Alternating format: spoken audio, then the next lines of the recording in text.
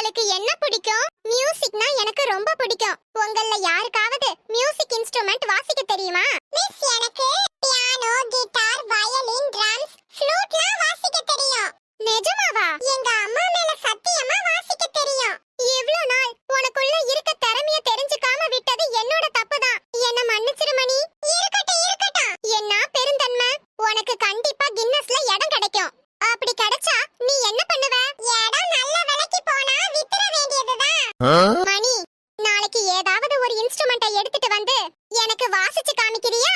Instrument இல்லாம இப்பவே வாசிச்சு காமிக்கிறேன். இன்ஸ்ட்ருமெண்ட் இல்லாம எப்படி வாசிப்ப?